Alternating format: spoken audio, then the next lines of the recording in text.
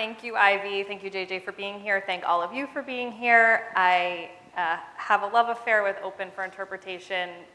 It stresses me out and gives me as much gray hair as I love it, but to have the chance to work with people like JJ on this project and really bring the museum to life in new ways is very exciting and rewarding for me. So I'm thrilled to be here tonight talking with JJ to give you some insights into the project, the artist, and our process, and then of course give you a chance to ask questions as well. So we'll start, JJ, by learning a little bit more about you, the artist. As I suspect many of you probably know JJ, or maybe you don't. Raise your hand if you know JJ. Okay, so you might have heard this part, but it'll be interesting anyway, and we have some great images to show you as well. So JJ, you have a sort of central philosophy to your art making process. Everyone is photogenic. Sure. Can you talk to us a little bit about that and your work? Yes, I will echo everything she said about thanking you for being here. And what a delight it is to work with her. Everyone is photogenic is a rant that I will go on that could take the entire time, so I will spare you the whole thing. But I just come back to the root of that word, which literally means to emanate light. And we often say, oh, I don't look good in pictures. And we have a lot of self-consciousness and societal baggage associated around that, where we blame ourselves for a photographer doing a bad job. And the root of the word literally means to generate light. For me, it's a spiritual metaphor, sort of. It's to proclaim that everyone is photogenic, is to challenge ourselves to think about how we see each other, how we see ourselves, how we're willing to let our lives be illuminated by everyone that we cross paths with. And if you are open enough to look for that light, you can find it in anyone. Sometimes it's challenging if they're cutting you off in traffic or whatnot. But yeah, that's the underlying philosophy in my work. And so how has that manifested itself in some of your previous projects so that we can put your work here in that context? Sure. So here in Philly, my claim to fame is this giant airport mural in collaboration with the Mural Arts Program, the How Philly Moves mural, which is 85,000 square feet of images of Philadelphians dancing on the side of the parking garages over at the airport. It's fairly massive, and what's wonderful about it is it combines both performers and social dancers, and it in itself was a really big thing in 2011, but what really excites me about it is the process that it comes out of, which is a series of community dance portrait sessions, started in 2008, is continuing on through this fall, where I invite Philadelphians who love to dance to all come and be photographed in the same light. I don't give them any instructions, I let them do whatever they want to do. Some of them are used to dancing on stages, some of them only dance at weddings or in nightclubs or in their own kitchen. And the thing that has come back to me over and over again is that the special thing about it is actually creating a safe space. Creating a safe space where anyone sort of feels welcome to be as they are in a sort of non-judgmental way. While it happens in a theater space, it's actually not a performance, it's really a place for them to share who they are and how they dance, which is always super fun. So in addition to How Philly Moves, we've talked a lot about behind the scenes, how you work very hard to build community through your art making process. Sure. And because that was one of the things that so strongly resonated with us, as did the welcoming piece and everything you just described, which we'll come back to in a minute. Can you give us another example of a project that really illustrates this community building? Right, so a spin-off of How Philly Moves that's continuing on this summer also, I threw in some portraits in here because we're going slightly out of order, but this idea that everyone is photogenic is again, the underlying theme. So here we have some portraits that were created in collaboration with Temple's Institute on Disabilities of Pennsylvanians who live or work in segregated settings who have intellectual disabilities. And these ended up exhibited both at Philadelphia City Hall and in the state capitol in Harrisburg. And that's again something where a lot of my work is about finding this beauty that is all around us, but we see only this narrow sliver maybe on the cover of magazines or in the press, in the media that is sort of shown to us traditionally. And so there's something really special about sort of this same size monolithic display that would normally only be reserved for advertising media to show our neighbors, to take a real look at them and to sort of appreciate the beauty they can bring to our lives. And this idea that there's a traditional or conventional way of looking at something also factored into your next project, I think, that we're talking about, the yoga project. Sure. Yeah, so the yoga project is much like How Philly Moves. It is creating an open space for Philadelphians who practice yoga. This is a practice that has enriched my life in the last 5 years. And when you do a Google image search for yoga, you will find a very specific type of demographic of body that is not all of these people. And yet, it is a practice that is accessible to anyone who can breathe. So what was really great about this project was, beyond creating the images, I convened people for a conversation where we gathered together and talked about what are all those issues, how do we structure projects like this, how is this represented in our society, how should it be represented in our society. And then after making all those images with those participants, we came back together on what was the coldest day of winter, so I was actually amazed that anyone came out. My studio space at the Cedar Works, where we had a screening of those images, and I made a giant pot of lentil soup and shared the images back with the people who had participated and helped make them, which was really wonderful. The lentil soup is the segue to realizing that the theme that connects all of my work is actually sort of this hospitality and welcoming celebration thing. I also host a series of house concerts in my living room in West Philly, which bring together, and this is not my photographic work, this is just opening my door and welcoming people in. And I used to think it was just a separate thing, that I was a photographer, and then I host house concerts on the side, but realizing that these are really the same thing. They're about the same practice of sort of community celebration, of welcoming people in. And one of my favorite house concert musicians, Joy Ike, whose original music you should listen to, will be playing some more ambient stuff for us later outside, so check her out along the way. Some of us sort of sound check, and we're very excited. There's also lentil soup waiting for you outside, too. Yes, we're also very excited about that, but don't get too excited because we have some more conversation that we're going to have. And don't mention the cupcakes. Who didn't eat lunch? So that was a terrible segue. So to sort of reiterate, these were some of the things that drew us to you, what you have described, because some of the things that JJ has described about his practice as an artist are very much in line with our goals as an institution, to be a warm and welcoming space, to be a place where anyone from any background can feel comfortable, to share personal stories through the galleries that help people find connections between the history and the stories we tell and their own lives. So bringing people together around a theme, an idea, as Ivy described, history, heritage, immigration, identity, and all its complexities, bringing people together for community experiences to have those conversations with themselves, with their families, with each other, with strangers, a little bit like we're doing tonight and we'll do over aforementioned lentil soup and cupcakes. So those were some of the things that really attracted you as an artist to us for this project, as someone who could help bring that to life through the way that you practice art every day and the way that you bring people together every day. So we asked you if you wanted to do it. What did you say? I said, what? And then I said, yes. I was. Why the hesitation, JJ? Well, I was surprised at first. It's a different format for me, which was a really exciting opportunity, and I was honored to be asked. And then there's this funny reaction of, oh, I'm not Jewish, the Jewish Museum? And that's actually a reaction that a lot of, that I've heard from some folks sometimes. And so I had never set foot here. You know, I sort of vaguely knew that this place existed, but I hadn't been invited in that way that sort of, you know, this was, it was so such an interesting opportunity to sort of be invited to first, before we really sort of talked about projects, just said, come check out the museum. And so I did. And I came and I checked out the museum and I was like, oh, wow, this place is awesome. And discovered a really beautiful space full of amazingly welcoming people.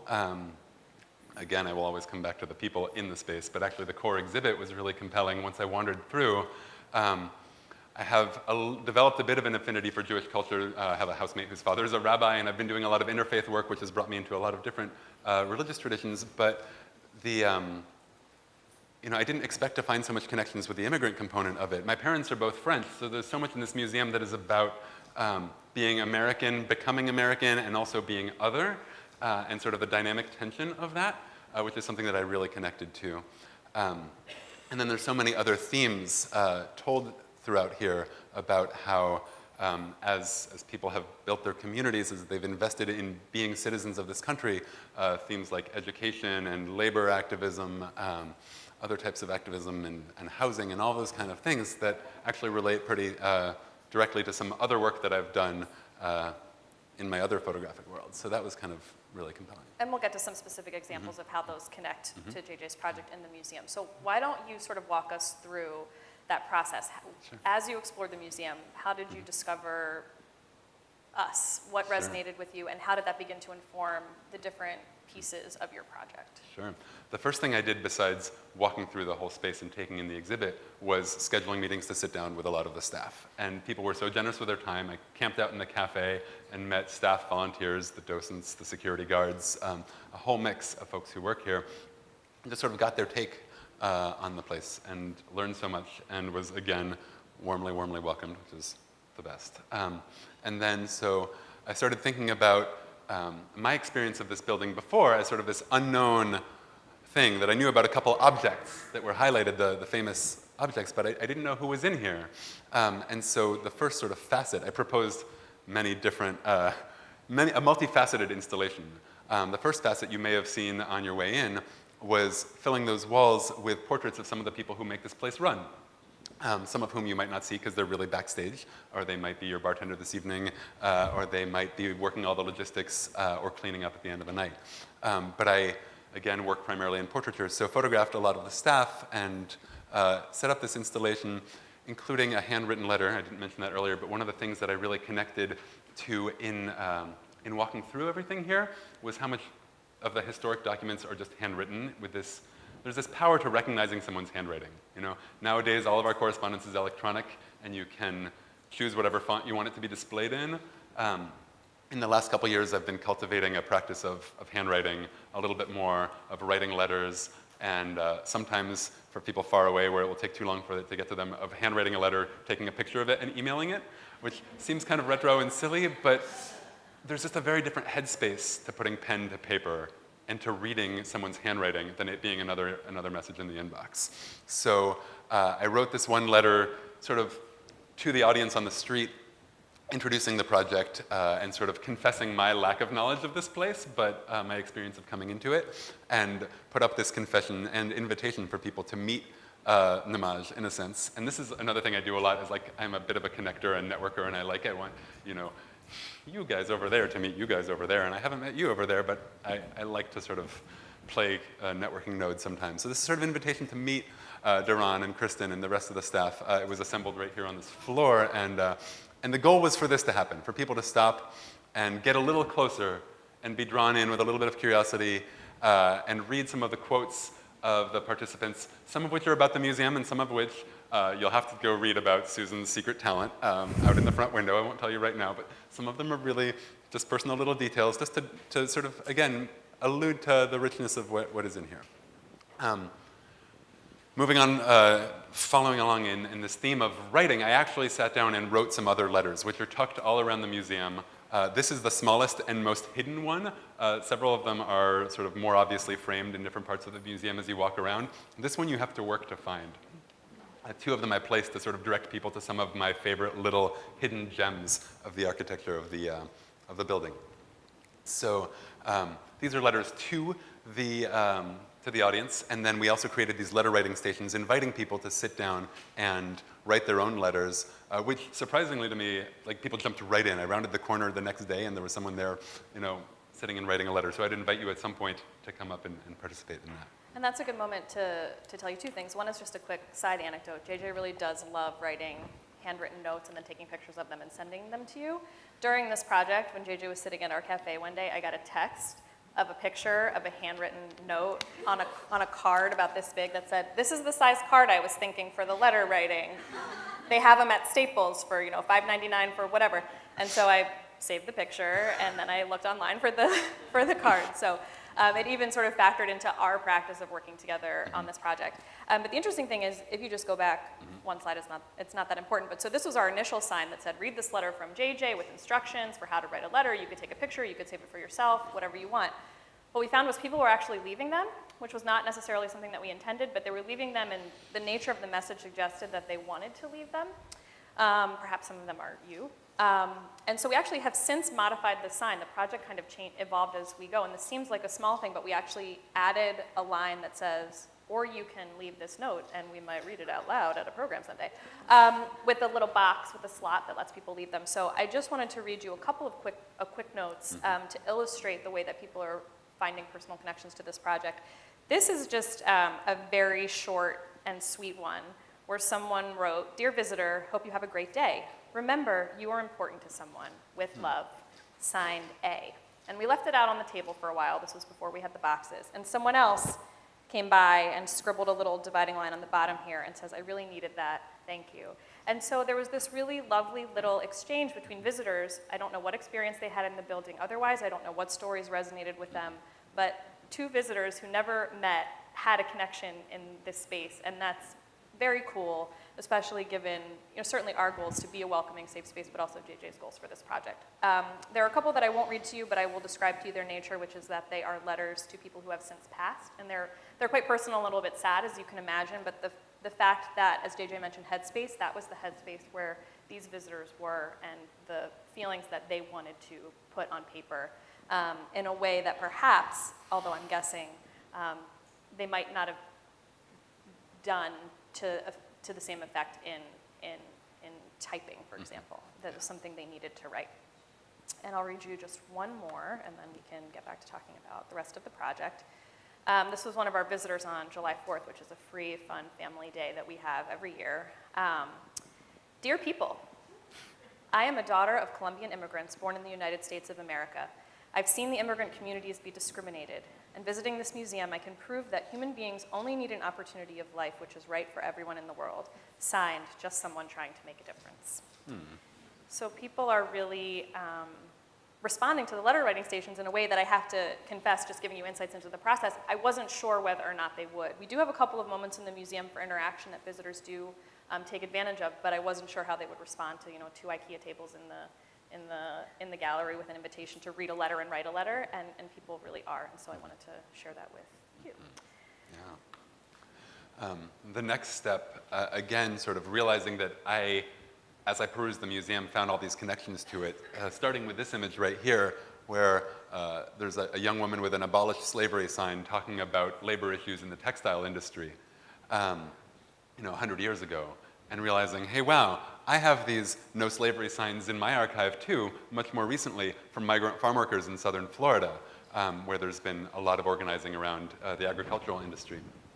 And so what we did was, I originally proposed just 2 diptychs, and I wasn't thinking that they would go in the core exhibit, but the museum staff sort of challenged me to find more points of connection and invited me to actually go and put my images side by side with the themes in the core exhibit. And so we created a series of installations throughout that ended up sharing some of my pre-existing work with some brief captions and then some sort of thematic reflections on the sort of my personal connections to these themes. And so we talk about interreligious dialogue, housing situations, borders and migration, education activism, because again, it's not something that Jewish children, families were fighting for their children, 100 years ago. It's still something that Philadelphia is grappling with right now. We talked about other types of activism and talked about mass incarceration, and so on and so forth. And that was a piece of your proposal that we really loved. It seemed sort of perfect for us because the gallery where this is installed is actually called our Contemporary Issues Forum, where we ask visitors as they kind of typically end their experience, the most current part of the chronology and the stories that we tell, to respond to a series of questions with a yes, no, or sticky note in response to the question on the wall. And so we care about contemporary issues, engaging visitors in dialogue around that, and also, again, helping visitors make connections between the history and the stories in the galleries and the present day. They are not two separate things. They are interrelated and have resonance. And that part of the museum was always one of my favorites when I first walked through, and I realized, because it's all people are actually putting in their handwritten notes, right? That's the point of connection right there, and the point of handwriting. So, I forgot to put in the other black stuff. That's okay. So we can segue into the last sort of major component of this is something you've already seen outside, titled Faces of Migration, where I decided to sort of take the community portrait practice that I have outside of this building and create a larger series of portraits themed around people who have stories of migration or displacement in their family history, which was framed very broadly. So if you think about it, that's pretty universal because far enough back we all have stories of some sort. Some of them might be unknown. But we hosted a series of community portrait sessions both here at the museum and at different locations around the city, and they were all open. So the idea was to have this invitation to connect. So if someone couldn't make it to the one in their neighborhood, they were welcome to sign up for the one in the neighborhood across town. And we ended up photographing a whole pile of people, nearly 400, which was quite a little adventure. And so they're all displayed out there. As of this evening, you will also see a projection and installation up above, and there are some booklets that have the stories that we collected from folks that will give you a glimpse of some of the variety of different experience that Philadelphians have in terms of migration and displacement in their lives and in their family histories, which is pretty broad. Some people wrote short little things, some people didn't even know, and some people brought in like massive binders of documents and shared, multi-paragraph detailed chronologies and exciting stories. It's pretty fantastic. And if there's time, we can share a couple of them with you from the stage, but definitely flip through the booklet. Some of the stories are very powerful, and they're the stories represented by this wall of beautiful faces. Let's talk for a minute. Oh, no, explain this. Yeah. So originally I had envisioned that all the people we photographed would show up, would be invited to the same gathering this evening, which they were, but due to logistics, some of the communities of elders in South Philly and in Norris Square, for them getting out to an evening event is a little bit more complicated, and they decided to come earlier today, so I actually spent the day here with some of the people we photographed. So these pictures are from this morning, and it was such a treat to see these elders come through and find themselves on the walls of this place. And they were so excited to come and see themselves and to find their friends.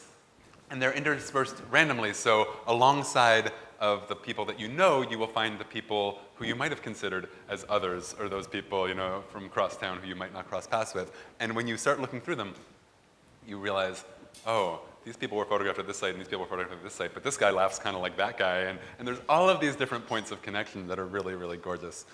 So that's the end of those images. But can you just go back one? Yeah. So while we're talking about Faces of Migration, I do want to spend just a couple minutes on this, and then we'll make sure we have time for your questions, and then we can all go eat and hang out. To talk for a minute about some of your artistic choices. Sure. So definitely we've talked about themes and the connections to the museum, and how your work, this project especially, plays off of those themes. But you also had to make along the way some artistic choices and work with I think our chief curator, Josh, is here tonight. You had to work with our curatorial team to actually prepare and install and measure and binder clip things.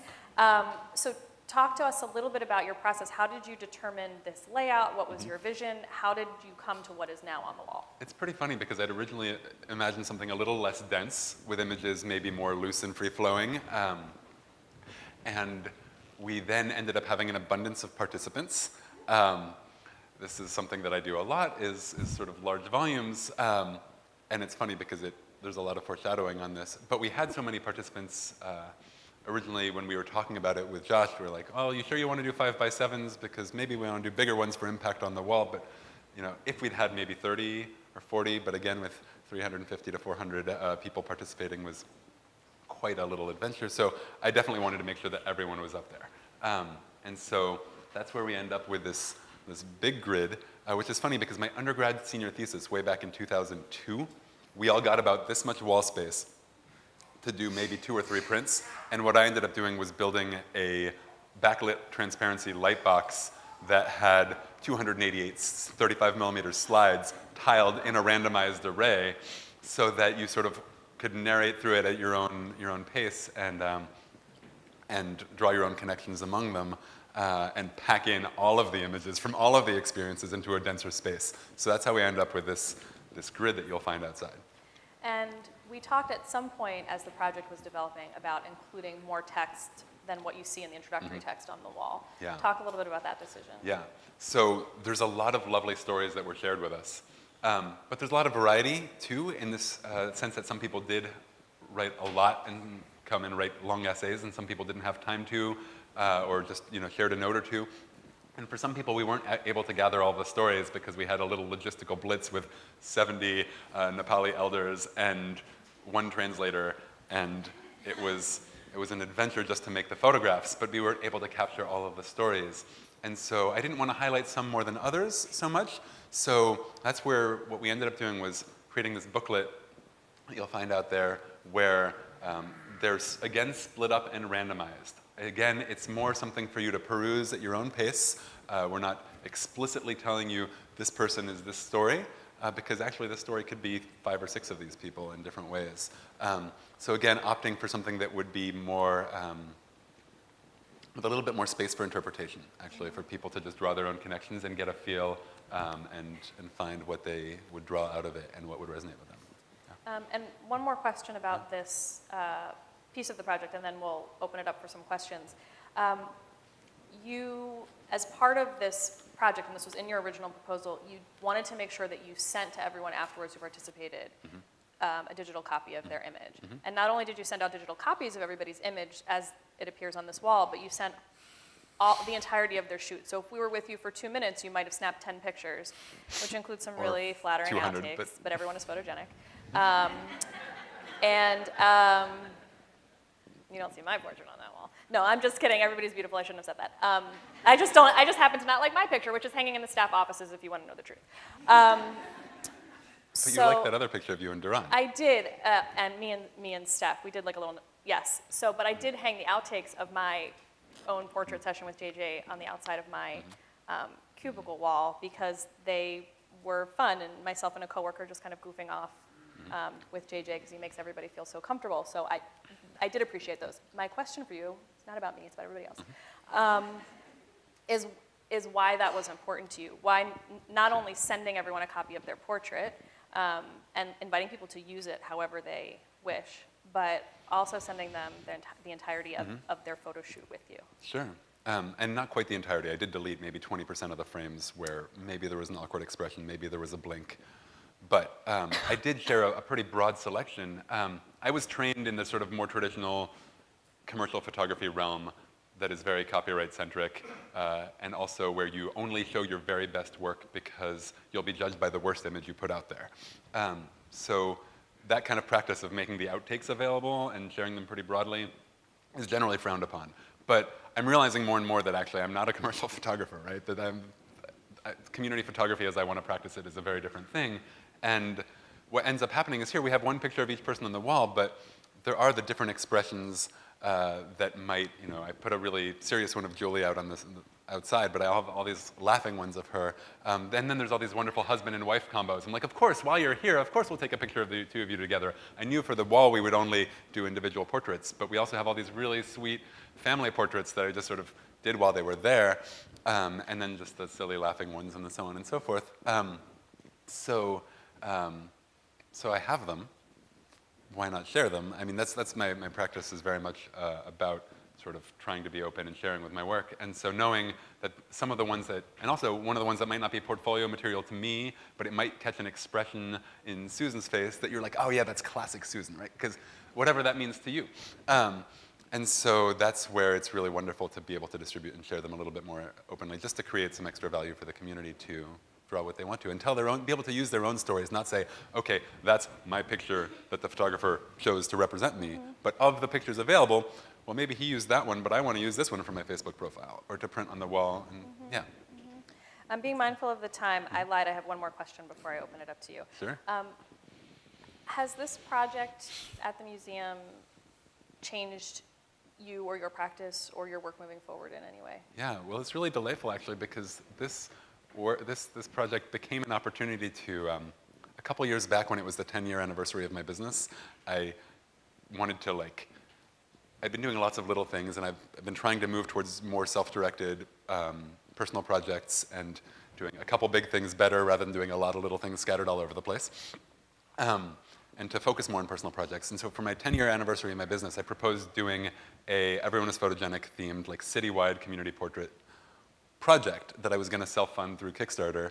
And I raised about $40,000 towards it, which all disappeared into thin air because I had actually, knowing it was really ambitious, set the target a little higher than that. But the idea was to go to different locations around the city and offer portraits, and then it ended up manifesting through this completely different opportunity 3 years later, which is kind of fascinating. And I think in terms, so that's just how it's been a wonderful opportunity to sort of make my work happen in ways that I didn't think were possible. And then in terms of moving forward, yeah, I think that this is I hadn't really thought of artist residencies as a framework that I'd work in. Again, I mostly sort of go and self-produce or go and do commercial work. And I hadn't really thought of this kind of institutional partnership that feels so right and is like, oh, this, like, you guys have been such a delight to work with and such a wonderful opportunity to stage this kind of project and to think a little bit outside of my own, preconceived projects. Like, I wouldn't have started doing letter writing projects. And so again, thinking beyond like, oh, I'm not a photographer, I'm an artist who works with photography primarily and also lentil soup. And also lentil soup. And other things. So, well, on that note, we would love to take some of your questions. If you have them, there'll be some mics coming around to you of colleagues on either side with a mic. Just raise your hand and they will come to you. You could wait until the mic comes to you so everyone can hear you. That would be great. Gentleman right here. His name is Bill. I apologize for arriving late. Why lentil soup? Lentil soup is the thing right now. For my house concerts, which is where I usually make large volumes of food, I used to make veggie curry, which involved lots and lots of chopping of vegetables, and then that was too hard. And then I defaulted to chili, which was just opening lots of cans. And then I just phased over into lentil soup and have been doing this particular variant for a while. But it's a good vegan, gluten-free, easy to feed a lot of people on the cheap, warm, hearty thing, and that's been, yeah, just become a thing. And it's international. And it's international, certainly. Yeah. Other questions for JJ about the project, about the museum? Yes. Hi, JJ. Wasn't familiar with your work before, so thanks for coming. It's really interesting. A couple days from now, the Democratic National Convention will come to Philly, and as an artist who's very tied into the community, it seems like a great opportunity, and I'm curious to know if you'll be doing some activities, artistic or otherwise, during that week. Well, so what first of all, I'm really excited that this is here during the DNC, because a lot of DNC events will be happening in this museum, and other things will be going, and people will be coming to this area. And as the current political situation is talking a lot about immigration, to have this exhibit here is really great, and I hope people will come in and check it out. I have been a person who has chased after a whole lot of protests and do a little bit less of that now as my knees are getting older, and also as every other person on the block has a camera. I have to sort of try to be more thoughtful about where I'm actively putting my energy, because a decade ago when I was chasing after farm worker protests, no one else was photographing it, and it was special.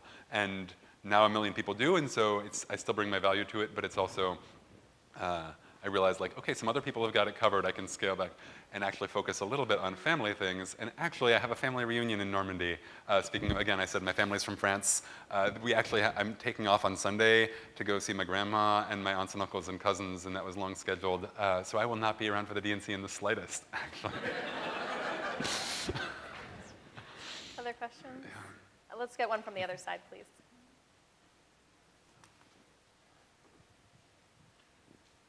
Hi, JJ. Can you talk a little bit about how you selected your subjects? Was it self-selection? Did you reach out to different communities? Sure. How did that? Yeah. It was a bit of a mix of both. So the events, we reached out to a couple intentional community partners, communities that I was connected to and that the museum had relationships with. And we staged some of those shoots as just photo shoot only, where we just have a day where I'm setting up. And then two of them were in conjunction with pre-existing events. So Art Sanctuary was having their big festival thing.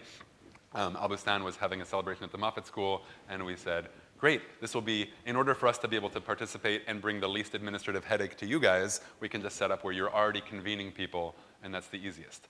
For others, for CMAC, they said, come on this day, set up in an office, and we'll bring in all our elders. And then we had the 2 days here at the museum. All of these were listed, and again, people from any of those communities were invited to come to the other events. So there was a public call also through my network and the museum's network, and through those different community partners. And then people were welcome to wander up on site where we sort of explained to them about the project. So there was a mix of different sort of recruitment and geographical logistics, but we got a pretty broad pool of people to participate, which is really wonderful. Yeah. Other questions? Hi, JJ. forgive me, I too came a little bit late, but I'm curious to understand how did you cross paths with this whole idea, with the project that's here in the museum now? Well, so since this is the third year of the artist residency program at the museum, I was actually sort of invited in to the framework of the residency. Now, the project could have looked like any number of things, and so once we started talking about the possibilities, and I started exploring the museum and both going through all of the collections in the core exhibit and then talking to all the staff, then I had maybe 35 different random ideas, which I culled to maybe 15 or 20, and then put down to maybe 10 or so that I proposed, and there's sort of the 4 core ones that emerged as the public parts, and then a couple other little bits that will continue on. But yeah, so it was basically through the invitation of the framework of the residency, and then just dreaming up. You know, it was great to have a space wherein I could dream up what I wanted to do, and have such great partners to do it with. Yeah. There was another question, I think, in the Right over this way. Yeah. right here.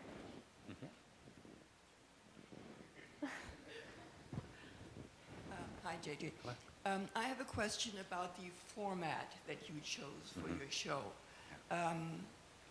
I feel that a grid is an invention of the logical mind.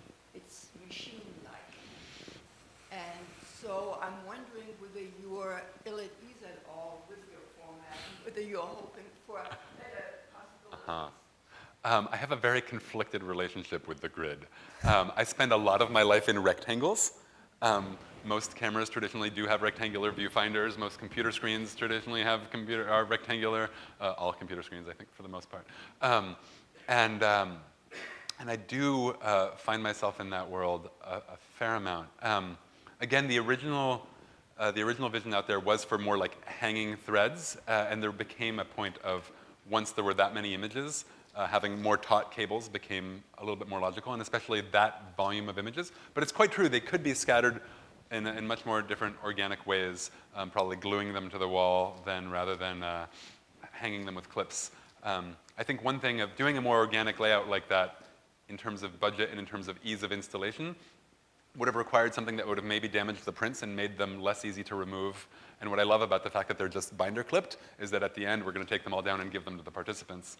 But the grid is a very complicated thing, I agree with you, and I spend so much time in that computer and rigid, space that actually the handwriting, like the letter part, is the one place where this project has been really wonderful to break out of that in a little bit different way. But that's just a complicated thing, and I appreciate that comment, and I don't know what else to say to it. There have been a lot of grids in my life. There will continue to be, but it's also fun to break out of it once in a while. Yeah. I mean, this is maybe a little bit subjective, but because the nature of this project is interpretive, me personally, I associate the grid with a quilt. So that's a much more, you don't, which is fine. We can disagree on that. And I have a quilting mother, so perhaps that is why I recognize that aesthetic in there. And for me, that feels much more organic and representative of the spirit of the project. And that's not something I think I even ever shared with you. Yeah. And I could be also a little bit influenced by, I don't know if Ornell ever made it over, but our 2013 project, the Hemmed Up project, was actually a textile installation across that entire wall. So it reminds me of that in a completely different, but whereas the other association that I have with it is pixels, right, in the digital imaging world, where when you zoom in on one photograph, it's made up of all these tiny little squares, which could be dots, true, in a different technology. But as you zoom out, an image starts to be revealed. And so there's this question of, what is the other image that this is a texture of, right? Like, this is a little field of red, but if you back up further, if you interpolate this to be part of a much larger picture of all of Philadelphia, this little field of red, somewhere else there's other fields of other colors, somewhere else there's a couple million faces. What is the picture that starts to be painted when you back up? And those images are actually little pixels in a larger image. So that's just another way to think about it, perhaps. There was another question in the, there's definitely one in the back I want to get to. Let's get to the one in the front and then the one in the back. Well, the mic's already in the back. Oh, how about the one in the back and then the one in the front? Are there any plans or thoughts of using your project as a catalyst to bring these different immigrant communities together for some form of a cross-cultural exchange? Because they all come from very distinct communities. Well, it already a little bit happened this morning when we had some overlap between our folks from South Philly with CMAC and from Norris Square who came through this morning. I definitely, that is very, and that was my hope of everyone being able to come through this evening. So it's happening in little ways.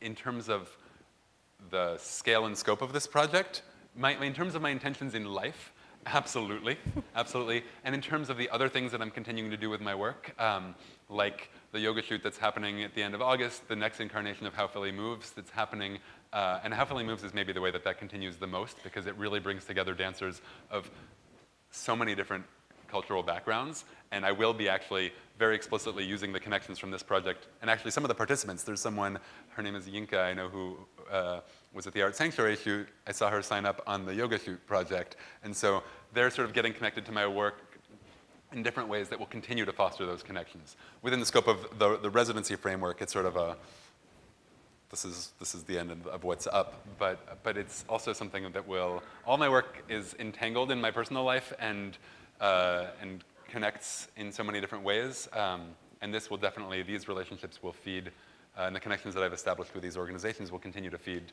other work down the road. So I don't know specifically that answer right now, other than those two immediate projects, but I have no doubt that there will, actually, the next big project is working with the Interfaith Center and the Mural Arts Program. We're developing something that is about interreligious dialogue and discussion around difference in different religions and people who are religious and consider themselves not religious. So again, I will be bringing together people from all of these different communities into that conversation as well. So yes, absolutely. And from the museum perspective, I mean, it's through these kinds of community engaging types of conversations that we all get to know each other a little bit better, and we get to know other organizations a little bit better, and we can come together in organic ways. One example is our annual Freedom Stater program in the spring, which is one way we work with a lot of the community partners that we partnered with on this project, bringing communities together for events throughout the year at the museum. And the next time you see an email in your inbox and JJ's name is in the headline and you didn't know him in the subject line and you didn't know him previously, that might make you click on it and read about his Interfaith Center work and engage with them in a way that maybe you weren't aware was available to you before. So I think these kinds of programs and residencies create organic connections that will bring people together in the spirit of the way that you're describing. There was one more in the back and then one in the front, and then I think we have to go eat. Yeah.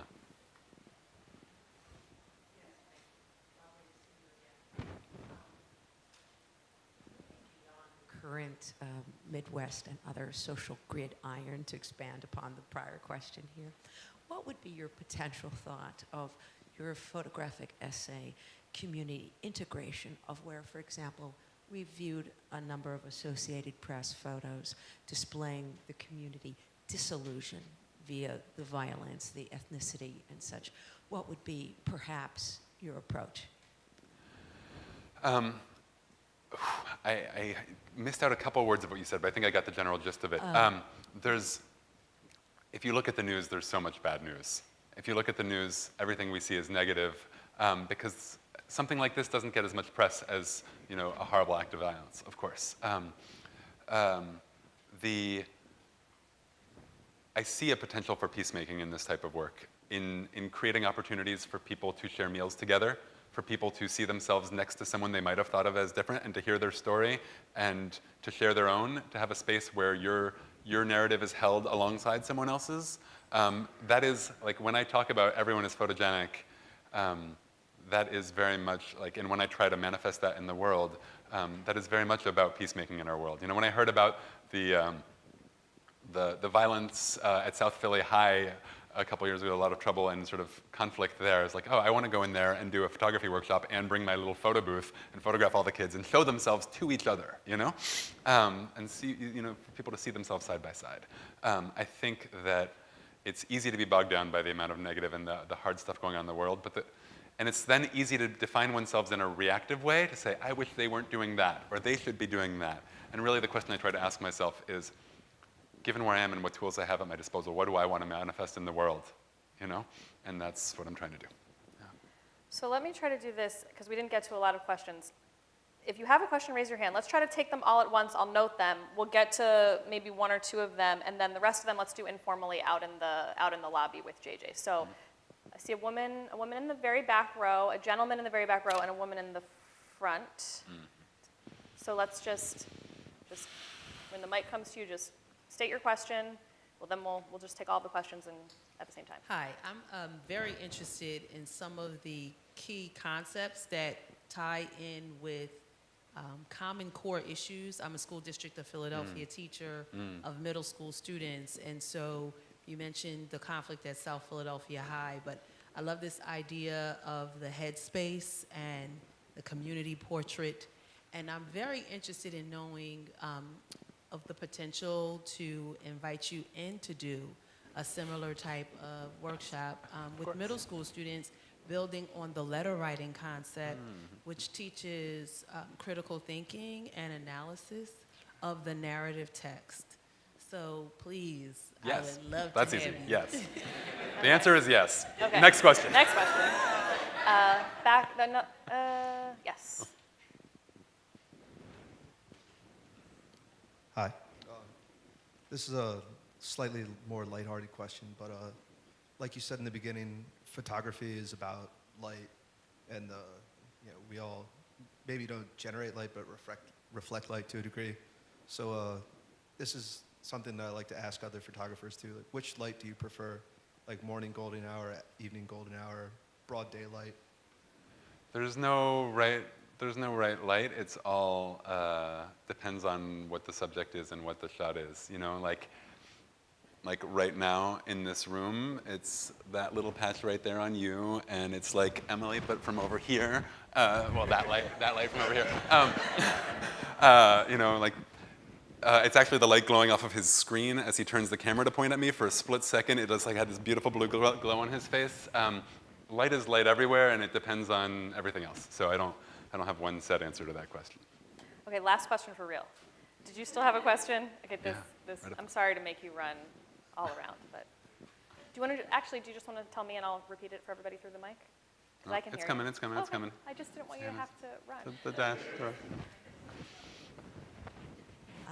Hello, JJ. Congratulations on all the success in your career.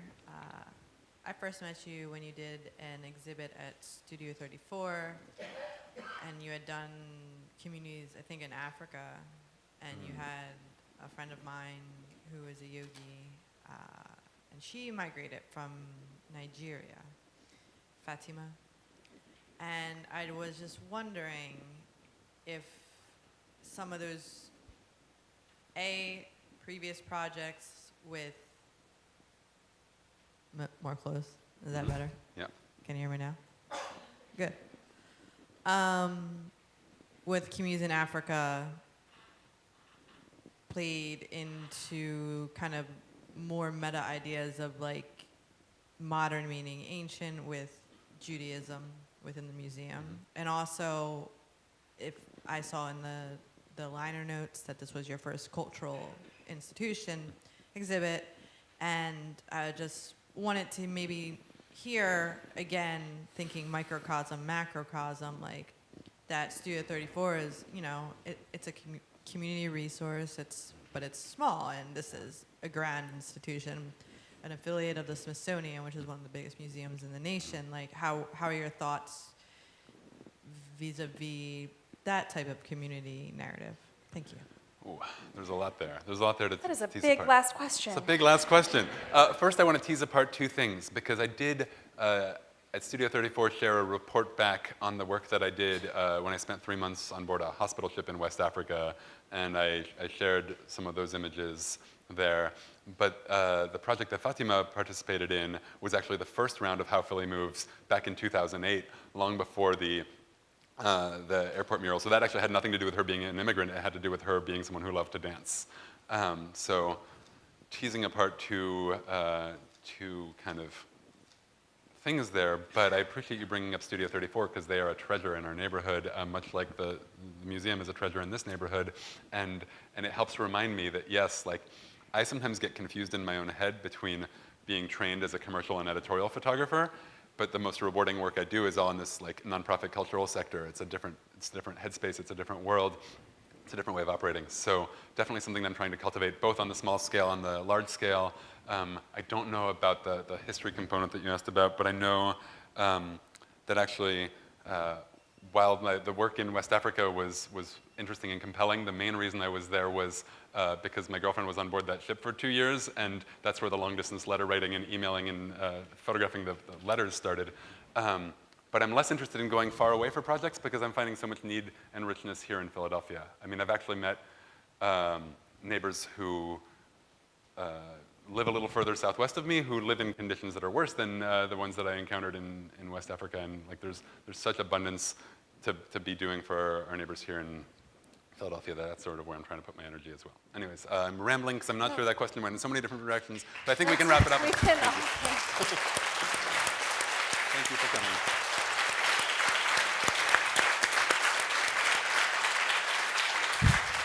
So now, we have a couple logistical. Really small, short ones. So 2 things. One is we are creating a short 5-minute film about this project for sort of documenting the experience purposes. Our friend Steve right here is going to do that. And if any of you participated in Faces of Migration, the portrait project, and are interested in being interviewed on camera for potential inclusion in this film, if you could come see my colleague Alexa, she's coming down the aisle. We might grab you during the reception this evening if you're willing to. We're just looking for 3 to 5 people to just record an on-camera interview with you, maybe a soundbite or 2 will go into the film from someone who actually participated in the project as a member of the community. So please see Alexa right afterwards if you're interested in doing that. We would appreciate it. Reminder that you can all share your stories every day in our It's Your Story recording booths on the 2nd floor. You can do that tonight if you wish. You can come back and do it. The museum will stay open until 8 tonight. We're having our extended Wednesday evening. So I encourage you to do that. And you can also watch other people's videos online. It's a really rewarding thing to do. As I said, the rest of the museum is open. So if you'd like to check out, and you haven't had the chance already, the rest of JJ's project in the museum, please do so. In your booklets, there's a list of where they all appear on the different floors of the museum. So that's all available to you tonight and every day through August 21st. That's all. Thank you again all so much for coming. Thank you, JJ. Please join us in the concourse lobby for a reception. Talk to each other, look and see who has which colored dots, and start a conversation with someone. And we'll look forward to seeing you at the museum again soon. Thank you. Thank you.